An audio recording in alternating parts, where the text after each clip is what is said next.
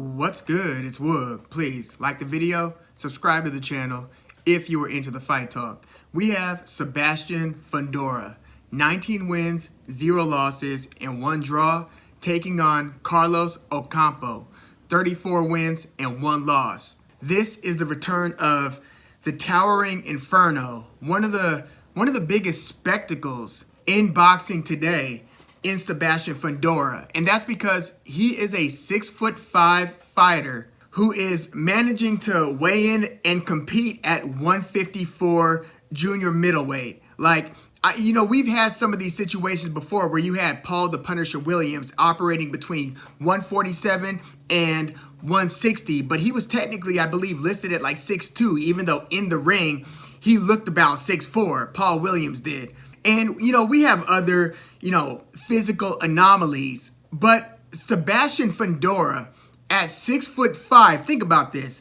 weighing in at 154 pounds and then competing with the likes of Erickson Lubin. It's something you have to behold. And, this is Sebastian Fundora's first fight since his biggest step up would be an understatement. Like, it's one thing if you're beating guys like Jorge Cota, Sergio Garcia, even though that was a very competitive fight, and Nathaniel Gallimore. I mean, he knocked Gallimore out. Gallimore, at one point was one of the only guys to beat Jason Rosario. Nathaniel Gallimore, and knocking him out in the 6th round. I believe he's the only person to knock out Nathaniel Gallimore. Okay, all of that is one thing. Very impressive. And again, the fight against Sergio Garcia on the Gervonta Davis versus Isaac Cruz undercard, that was a pretty tough fight for Fundora.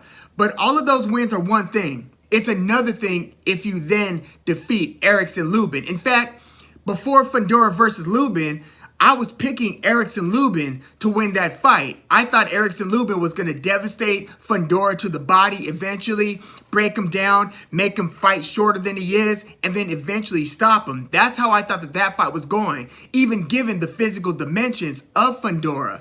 Well, that ended up, being one hell of a fight, and it featured an early knockdown. He dropped Erickson Lubin, I believe, in the 2nd round, and it was interesting because you would think that because of the physical stature of Fundora that he likes to keep guys on the outside and that he's like throwing these long, because he's got like a 80-inch reach or something crazy like that, and so you would think that he's going to keep, use his height to that type of advantage, but no, he wants to fight in here so he could throw high volume and basically not too dissimilar from Paul the Punisher Williams, who also threw with a ton of volume, but he likes to rip uppercuts with both hands. In fact, that early knockdown that he scored over Erickson Lubin, it was because, he's a southpaw too, like Fundora is. So he threw like a kind of a punch like this with his lead right hand, and then he feinted with the left. So Lubin basically tightened up, expecting the left to be what he throws with. But Fundora instead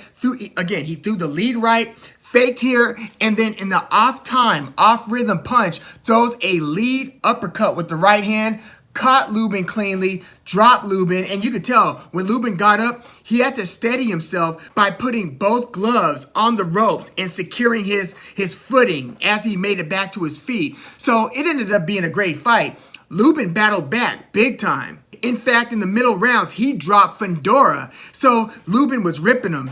He caught him, and Lubin himself is a southpaw. But Lubin's he had to fight this fight like his life depended on it. Like, the pressure and the volume that Sebastian Fundora will throw at you, it just gives you no other option but to just let your hands go, or else you're just going to get overwhelmed and devastated. And again, Erickson Lubin battled back, had Fundora in all types of trouble, but then Fundora started returning fire and started hurting Lubin again to where he dropped and eventually stopped Lubin at the end of the 9th round. And it wasn't like Lubin couldn't beat the 10 count or anything like that, but when he came back to his corner after the 9th round, they basically just looked at him, the ref and his corner, just waved it off because Erickson Lubin's face looked disfigured by the end of the 9th round. Like, the amount of punishment that Lubin took, and again, he doled out his share of punishment as well, but the amount of punishment that Lubin took at the hands of Fundora,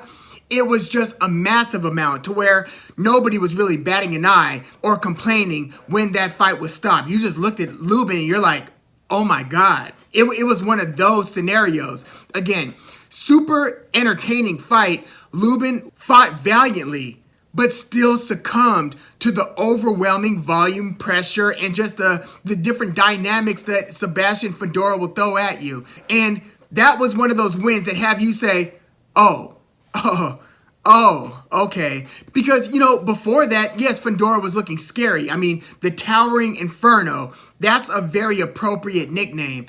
But, when we saw him fight Sergio Garcia, Garcia was running up in the pocket with Fundora, and they were just exchanging fire. And, Sergio Garcia lost the fight, and he has lost since. He got beaten via decision by Tony Harrison. Very impressive performance by Tony Harrison, by the way.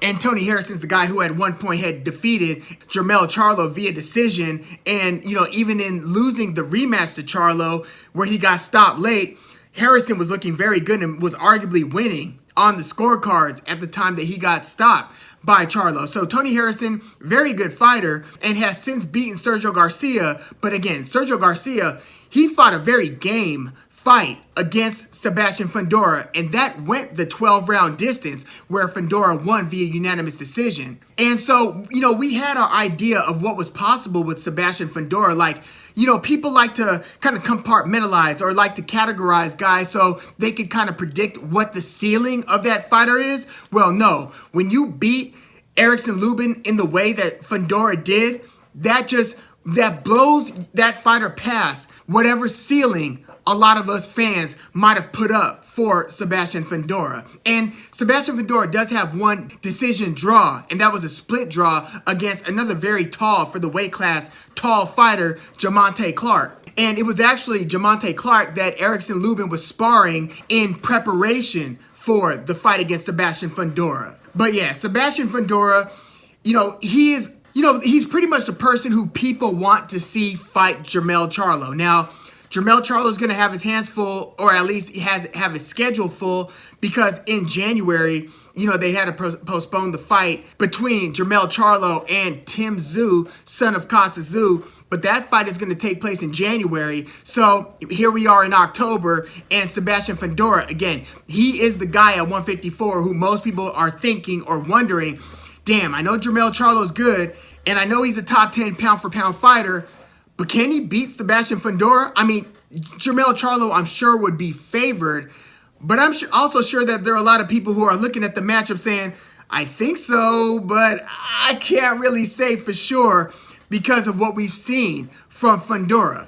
And again, Fundora gives up his height so he could get in the trenches and just let the bullets fly, which is, it just makes the fight much more of a must-see attraction. And now Sebastian Fundora is going to be taking on Carlos Ocampo. And I got to be real with you. When I first thought about this fight, I'm like, ooh, this is a mismatch. You mean Carlos Ocampo, the same guy who was knocked out in the first round at 147 by Errol Spence Jr.? And granted, this was Errol Spence Jr. This was a while back. This is like after Errol Spence Jr. beat Kell Brook for the IBF belt and then defended it successfully against Lamont Peterson. So this is between the Peterson and the Mikey Garcia fight for Errol Spence Jr.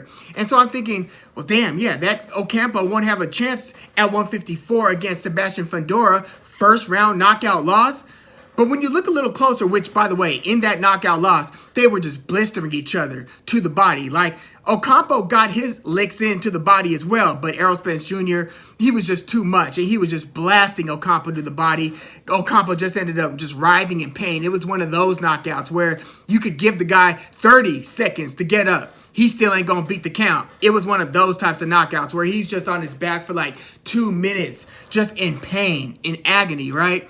So since that loss to Errol Spence Jr., Carlos Ocampo has quietly won his next 12 fights. Now, granted, it hasn't been against elite competition, even though, Michael Zuzki fought up until like the 9th, or he fought Mean Machine Kavaliauskas into the late rounds and suffered a late round knockout at the hands of Mean Machine. But that same Michael Zuzki, about a year later, fought Ocampo, and Ocampo knocked Zuzki out in the 9th round of a 10-round fight. And Ocampo was winning just about every round prior to that knockout. So Ocampo, it's like, wait, not so fast. Maybe we give this guy a mulligan in that first round knockout loss to Errol Spence Jr. and take a deeper look. And, you know, Ocampo is actually a pretty good fighter. He's an intelligent, like, jabber. He goes to the body well. He's got pretty fast hands, not blistering speed, but he's got pretty good hand speed. And he's got pretty good power. Like, out of his 34 wins, 22 have come via knockout. And, you know, again, it wasn't too long after that fight against Errol Spence Jr. where, you know, if you look at what they weighed in that fight, Ocampo outweighed Errol Spence Jr. by a few pounds. Like, he was a big welterweight. So maybe like 154 is where Ocampo just needs to be. And maybe he's able to get more out of himself performance-wise at 154. So again, he has won his 12 fights since losing to Errol Spence Jr. And, you know, I've got to be honest with you. As I'm assessing Fundora versus Ocampo, I think that this is going to look a little more like Fundora versus Sergio Garcia. Again, that competitive fight that went the 12-round distance. Than it will Fundora versus Erickson Lubin, as good as Lubin is. And granted, I look at Erickson Lubin as being much better of an all-around fighter than Sergio Garcia. It's just that styles make fights, and Erickson Lubin might have fought the wrong style against Sebastian Fundora. And to Carlos Ocampo's credit, you know, he's kind of one of these guys who, I don't think he's going to come in head over heels. I think he is going to go to Fundora's body, like I expected Lubin to do a lot more, and Lubin did it to a degree, but I think Lubin ended up headhunting too much because of the immense pressure. It's almost like he might have forgotten the intended game plan because of what Fundora does to draw you in and make you fight one of those wars up close. So I think Ocampo, and I'm just guessing here, I'd imagine that his game plan will be to not take the bait and not come inside. Because again, you would think, given the dynamic, and you know, Ocampo's not a short guy in this division. He's about 5'10" and a half. I mean, granted, that's a far cry from 6'5", so it is going to look like David versus Goliath again. But, you know, because of those height dynamics, you would think that the object of the game for the shorter fighter is to jump in, close the distance, they always say, right? Close the range, get inside on the bigger guy. But no, you don't necessarily want that against Fundora. That's what he wants you to do. If anything, I think that Ocampo would be better served to you know, make it a jab battle of sorts and to move a bit. Makes Sebastian Fundora keep on having to walk to you. And so you jab, maybe throw a 1-2 or a 1-2-3 to the body and then get back on the bike, move. Basically, keep on making this guy chase you and use, I don't want to say, you know, sporadic punching, because you want to be active enough where you can still win the round.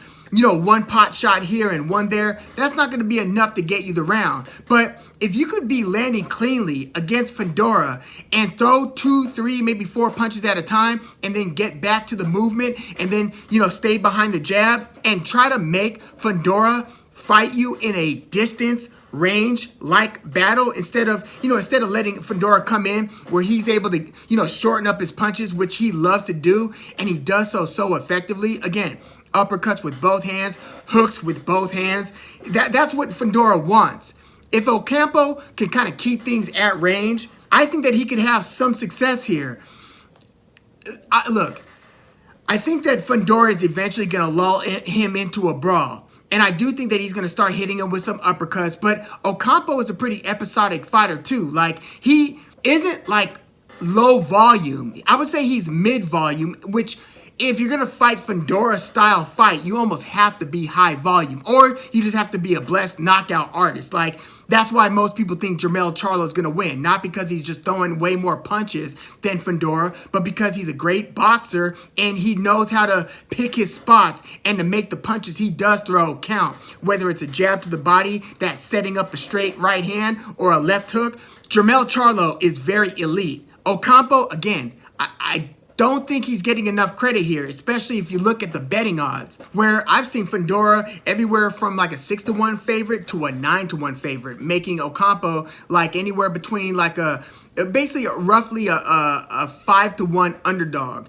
So, it's not as lopsided maybe as you would think, given Ocampo's, lack of elite level reputation in comparison to what Fundora has been looking like in his last several fights. So, maybe the odds aren't too drastic, but I mean, they do tell you who people expect to win the fight, but at least they're putting some respect on Ocampo's name, and I do think that he's going to give a respectable effort against Sebastian Fundora. I think he's going to win at least 3 rounds here. I think that Fundora is going to be, eventually find more opportunities to let his hands go, and I think that it's going to end up being too overwhelming for Ocampo, but I also do think Ocampo's got enough fight to go the distance here, and I think he's got enough smarts to go the distance. Look, Ocampo's never been the full 12, and that's one thing to consider, and that almost has me picking Fundora via late stoppage. In fact, I'm not totally ruling that out. Like I could see Fundora stopping Ocampo late. I think that it's more likely that this ends up being like a 8 rounds to 4 or a 9 rounds to 3 type of win for Sebastian Fundora. But Ocampo, he's never gone the 12-round distance. He did knock out Zuski in the 9th round, again, of a 10-round fight. And Ocampo has gone the 10-round distance twice. But this is not his first 12-round fight. He was scheduled for 12 against Errol Spence. Again, that ended in the 1st round. So this is his 2nd fight scheduled for 12 rounds. I think he's actually going to go the full 12 against Fundora here. But again, I would not be surprised if Fundora wins via late stoppage. But yeah, let me know what you think about the Towering Inferno, Sebastian Fundora versus Carlos Ocampo. Again, I think Ocampo has some of the tools to make this very interesting in that he is a bit of a sweet science boxer. He wins a lot of rounds in most of his fights. He's winning the vast majority of the rounds, and he does have some pop as well. And he's a pretty good defensive fighter. I just think that, Sebastian Fundora just presents so many difficulties and challenges for his opponents, and I'm going Fundora via unanimous decision. But yeah, let me know what you think about Fundora versus Ocampo in the comments. By the way, Sebastian Fundora's sister is a very good fighter as well, and she's going to be on this undercard, Gabriela Fundora. So be sure to check her out. And by the way, this fight is taking place in Carson, California. I'm actually still thinking about potentially going to this fight. I like the Carson venue too. That's where I had seen Jermell Charlo versus Brian Castano too earlier this year. I like that venue a lot. But yeah, let me know your thoughts of Fundora versus Ocampo in the comments.